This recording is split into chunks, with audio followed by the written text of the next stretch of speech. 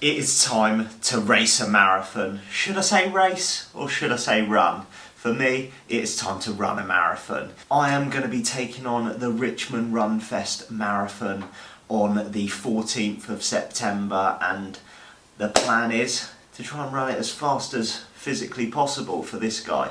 So a little bit of background for anyone that has randomly clicked on this video. Back in February, I ran a half marathon with my sister to pace her to a sub 2 hour. Hadn't done any running. I am a cyclist. I race bikes, I do cyclocross, mountain biking, a bit of gravel. Everything is bikes. And the atmosphere was mega. It was a wicked event. And your boy got a little bit hooked to running.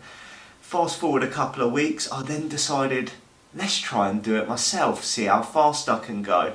And I took on the Fleet Half Marathon. Now you're probably wondering, how did I prepare for this? I'd done 2 weeks of panic training. Last year I became a dad, which set back my cycling training a fair amount, and I decided to start running with my daughter in the running pram, and it gave my wife a break, it let me do some exercise, and it let my daughter have her daily nap. I basically trained for 2 weeks, running with a buggy to run the Fleet Half Marathon. I then ran the Fleet Half and nearly died. What can I say?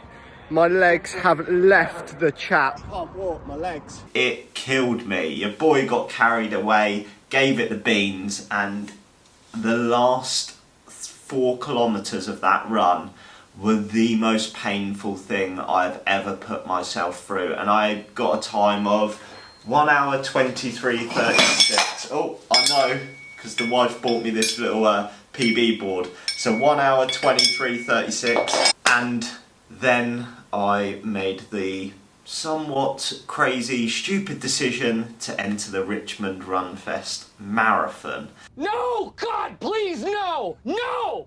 All I can say is marathon and running is not for the faint-hearted. I have been in a hole for weeks preparing for this marathon. It's the early mornings, it's the long runs, it is absolutely killer, and it is hands down the hardest thing I've ever trained for, and it puts into perspective how much of a beast the marathon is. We have had injuries which have set us back, and then recovering from that, then getting back onto the training. But the good news is, we are injury free. Yeah, buddy! We are over a week out to the marathon, and it's taper time, so hopefully I can recover, be fast. The main question everyone will want to know, what is the goal? There are 3 goals. Goal number 1 is to finish the marathon without pooing my pants. If you are a runner, it is wild out there, ladies and gentlemen, and it's something I've massively struggled with. It's just so hit and miss. Sometimes I go out for the long run, absolutely fine. Other times I feel like if I fart, it's game over. Goal number 2, as it always started, is for a sub 3 hour marathon.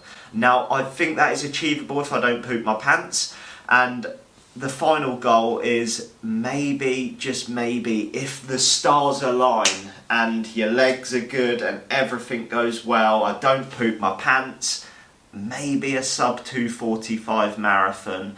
That's the thing with this training block. I've had no experience of running. I got into like doing some park runs, stuff like that, and that got me hooked as well.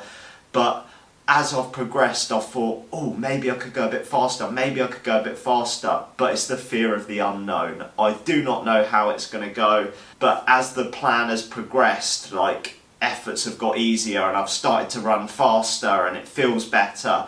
So there's that little part in your brain that thinks, maybe this is possible. But honestly, I don't know. But let's go and tackle my first ever marathon. So we are now under 24 hours until my first marathon. This time tomorrow I will be about 2 hours 15 in. As you probably just heard that cough, we have not got good news in this household. It has been a week to forget, hasn't it, Mummy? Like, we've had Ava went absolutely man down on Thursday. She's had a high fever, tonsillitis, been on second week at nursery. She had a cold, and then when we picked her up, she just was so lethargic, wasn't she? So we had to go to A&E. She just, her temperature just spiked through the roof. Like, it's crazy how quickly a little baby can just go from I mean, she was quiet to literally couldn't hold her head up, couldn't keep her eyes open. And as parents, it is super scary, super, super scary. So it's been the last few days have been me trying to decide whether to actually do the marathon or not. Because one of the big things is when you go over the finish line, it feels like such a big event. I wanted the two most important people in the world, Sarah and Ava, to be there and have that cuddle and be oh, well done, blah, blah, blah.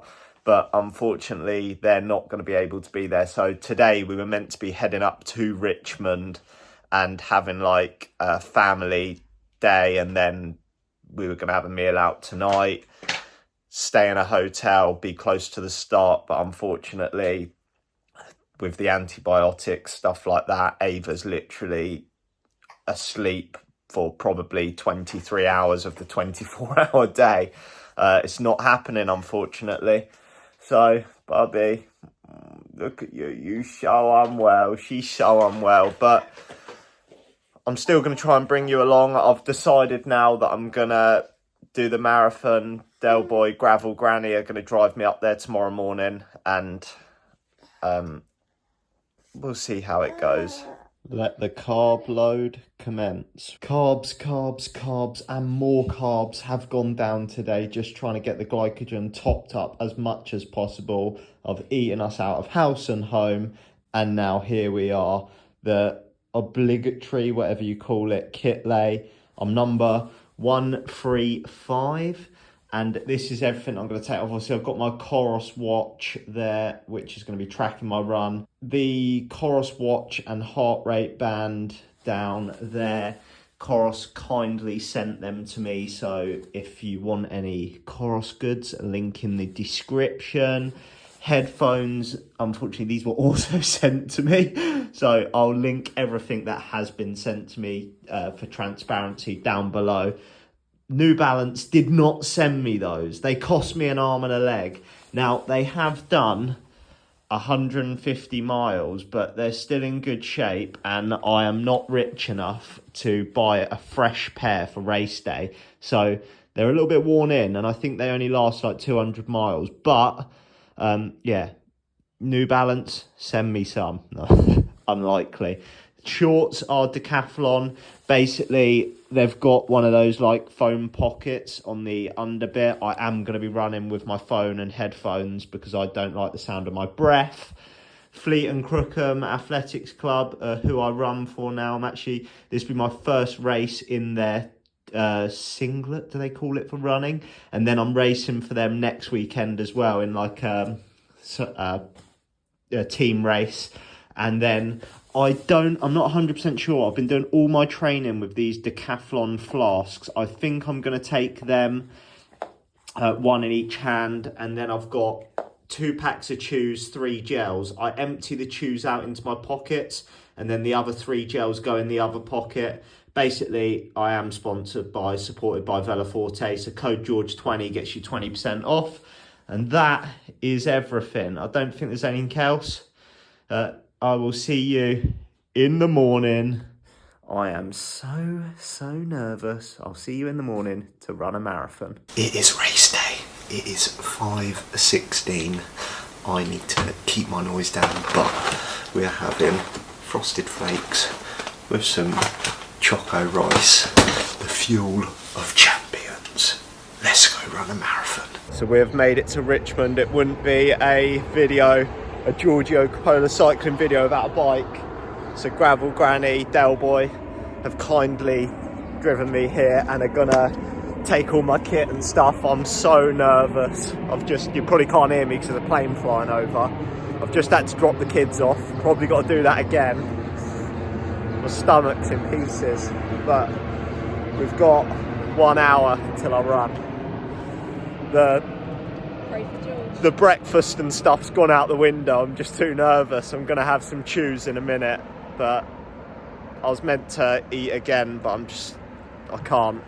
Too nervous. The calm before the storm, walking down to the start line. Anticipation was high, nerves were high. Quick wee stop for your boy, and then it was literally bang some chews in me, get the headphones on, and just sort of get ready to go. So heading over to the pen now, and honestly the nerves were so high.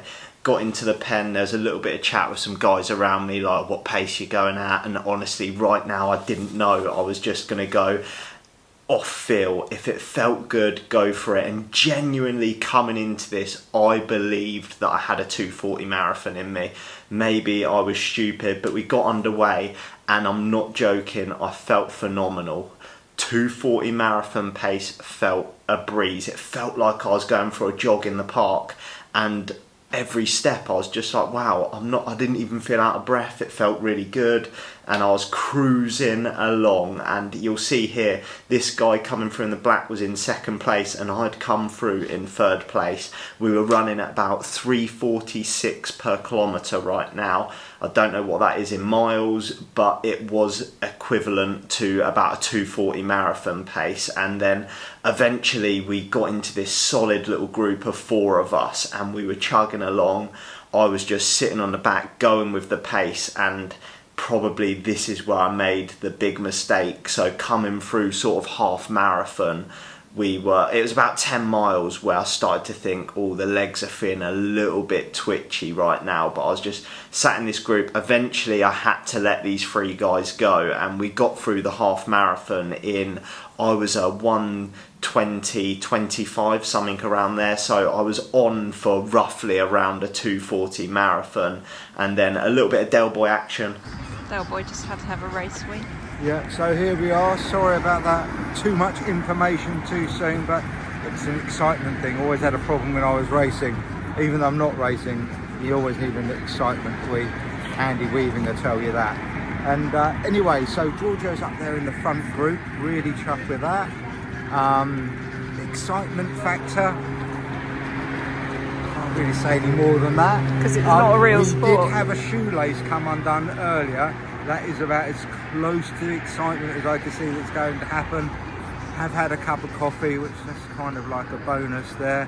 So we're now going to go to sleep for a couple of hours and then wait for the end of the race for Giorgio to come across the line. And everyone's going to go home, and what's it all about? They just had no idea of excitement at all, is there? You know, choosing your pair of trainers a year ago is about as exciting as it gets. I will take abuse for that, I know. And then you can see the leader coming through here now. This was at like mile 21, absolutely storming along. And this is where it all went horribly wrong for Georgie boy. What can I say? Rolled the dice, paid the price. We got 6 miles to go. I'm walking, done. I'm not sure I'm even gonna make it. Legs have just left the chat. Sub 3 is off the cards. Went too hard at the start. And from here on in, it was pure hell. Your boy's walking like he shat his pants because it felt like it. Every step was pure pain from here on in. So after the half marathon split, I had to ease off the gas a bit. I came through 30 kilometres, averaging 3:35 per kilometre. And all of a sudden, the wheels just fell off. This last 6 miles, I walked a bit, I jogged a bit, and honestly, I have never been in so much pain in my life. I got it horribly wrong. I genuinely believed like a 2:40 marathon was on the cards, but I didn't quit, and I managed to get over the finish line. You did cross the line, yeah? Yeah. Well done. Well done. Quite upsetting. That was good effort though, really good. Well done. Like, yeah. Never felt like I want to just cry about a sporting event before. Right now I can cry. I went out at 2:40 pace and yeah, got halfway in and realised it was absolutely game over. Dad's just trying to like Bring your legs back to life. Dad and Gravel Granny cycled along the last like 5 miles with me, and it was like walk, jog a little bit, walk, and it's the hardest thing I've ever done. But you know when you've trained so hard for something and you truly believe like, yeah, I can go out there and do that, and then it goes wrong. It's a horrible feeling, and to be honest, I don't think I'll ever do a marathon again. Hey. Result though. Honestly. Basically, in cycling terms, he got dropped, spat out the back, and then he had The wheels fell off. Yeah. then he had a little flat, a bit of Stan's fluid came out, and that was game over. Honestly, that I got to mile 19 and I was like, I'm cracked, I've just got to walk. And I walked, but then getting back into a jog was the hardest thing ever. And the worst thing is, that's the first time I've had to walk the whole marathon training block. Like, I've been fine. Yeah. And Fueling might have had something to do with it, because you didn't eat this morning, did you? I think everything just went out of the window, to be honest. Like, nerves got the better of me, and then the adrenaline, and yeah, it's When we saw you in 3rd position, I thought, I hope he can hold it. yeah, that was a schoolboy error. Honestly, it felt so easy the first like 6 miles. I felt like I was just jogging, and then I don't know, I hit like mile 10 and I was like, oh, it's starting to get a little bit funny in the quads, and then yeah, it just it goes south real quick. There's no coming back in running. I'm upset with that. You put a goal out there that you want to do sub 3, and yeah, when I had to walk, I knew it was over. What did you cross the line I in? think like 3 hours 10. But that's still a decent time. Yeah, I mean, through like halfway, I think I was probably about around the 120 mark. And yeah, then I've done, what does that equate to? Like a 2 hour second half. Yeah. Yeah, 1 hour 50 second half. Yeah. Oh, at mile 19, I phoned the wife because I just needed to hear her voice, because I was in so much pain. I just needed her to tell me, you can do it. Did she? Yeah, she was like, come on, you can do it, even if you've got to walk. And I was just like, I don't think I can. You win some, you lose some. Big loss today. And that is a wrap on the marathon. It absolutely broke me, and I'll be honest, I'm absolutely gutted with the performance, because based off the training I thought I had more in the tank, and that's obviously why I went out at the pace I did. I just genuinely thought there was more than a sub 3 in there, and I mean, sometimes you've got to figure these things out. Hindsight, like looking back now, I should have just gone out at the 3 hour pace, and I think it would have been possible. But yeah, it is what it is. We've got burger and chips from our favourite burger establishment. It's a pub in the local town, and when I got back, Mummy and Ava had made a sign for me, which was mega, and also made a cake for me. So it's not all bad, but yeah, I'm pretty disappointed. It's going to take a while to get over this one, and I don't know, will I ever run a marathon again? Honestly, right now I feel too miserable, but I genuinely do. It's heartbreaking. But you completed it. You went full gas. Yeah, I didn't tell you, at mile 19 when I had to stop and walk, I phoned the wife because I just needed a morale booster to get to the finish line, and I knew she'd do it. So I'm like mid-marathon on the phone to the wife. But yeah, I hope you've enjoyed this video. I'll try and do my best making it, and I'll catch you in the next one.